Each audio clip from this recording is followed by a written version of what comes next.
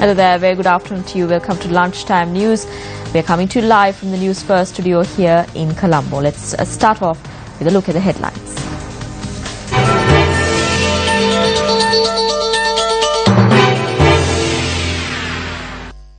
Controversial IQ paper of the Sri Lanka Administration Services entrance examination declared as invalid.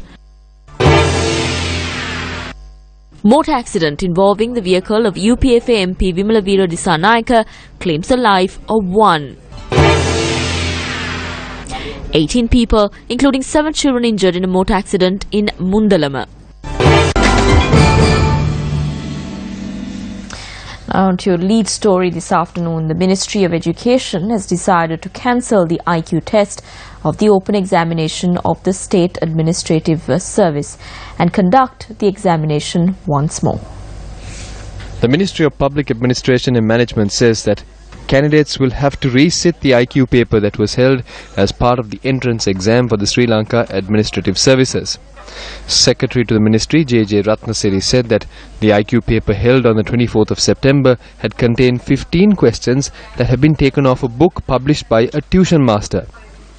Ratnasiri said this inclusion of questions was disadvantageous to many of the candidates, and therefore a decision was reached to hold the examination once again on the 24th of this month. The Secretary to the Ministry further said that the Commissioner General of Examinations has been requested to submit a report in this regard. Over 14,000 individuals have applied for the examinations, and the State Administrative Service hopes to recruit 211 members. One person was killed and another injured when the vehicle in which a UPFA parliamentarian Vimalavira Disanayake crashed into a motorcycle in Ampara this morning. With this story and much more following is a number of accidents that took place within the course of the day.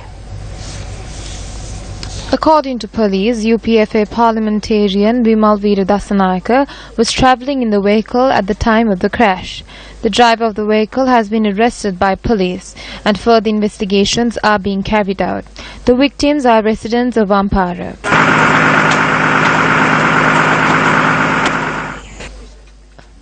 A motor accident was reported from Alpitia, where a tipper truck crashed head into a three-wheeler transporting school students.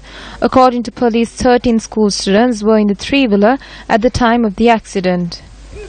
The driver of the three-wheeler and 10 of the students who were injured in the accident were admitted to the Alpitia hospital. However, 3 of the students were later transferred to the Karapitia teaching hospital due to the seriousness of their injuries. In another accident reported, a bus collided with a three-wheeler in Gurababila along the Colombo-Mathura main road. Police said the vehicle collided when the Colombo-bound bus attempted to overtake the three-wheeler.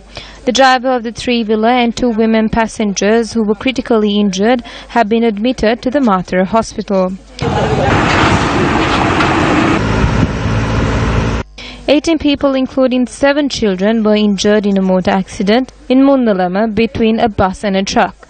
According to police, the bus was transporting a group of preschool students on a field trip from Colombo to Nochiagama. The injured have been admitted to the Mundalama hospital. Police say many of the injured are residents of Rajangane. An 18-month-old elephant calf was injured in an accident along the Putlam-Anuradhapura main road. The accident occurred at around 4 this morning near the Meoya. According to police, initially a motorcycle had collided with a baby elephant, after which a three-wheeler had collided with the injured calf. 2 people in the three-wheeler who was injured in the collision have been admitted to the Putlam base hospital. Our correspondent said the wildlife officials are treating the baby elephant.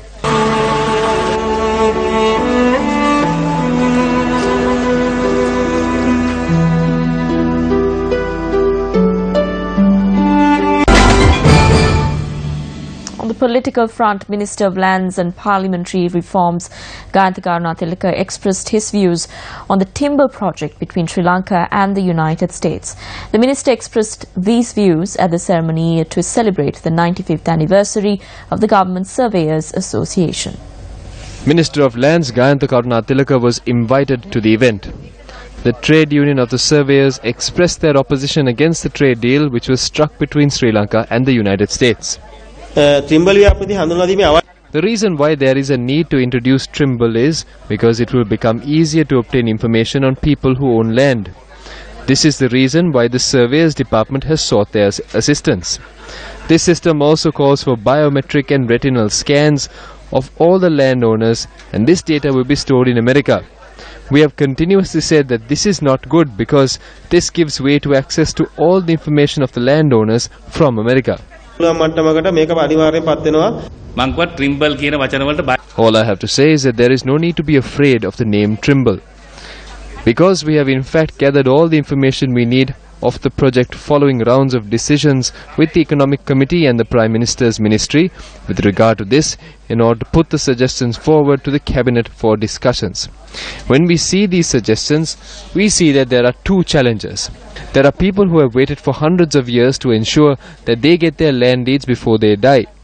We have taken up that challenge. There are a number of people at the Surveyors Association who are afraid of this impeding their jobs. The Cabinet will only approve this if this would do good for the people. On the new weather forecast today, a gradual improvement in the recent weather conditions is expected according to the Met Department advisory issued today. The prevailing windy conditions over the island, particularly in the northern, north central, southern and central provinces, is expected to reduce by tomorrow. The department predicts several spells of light showers in the western, Sabaragamuwa, southern and central provinces during the course of the day. The Department of Wildlife Conservation have announced it will not be issuing new permits to grow Chena cultivations in forest reserves. Director General of the Department, Aruna Hatharusinghe, said this decision was taken in a bid to minimize the destruction caused to forest reserves as a result of Chena cultivations.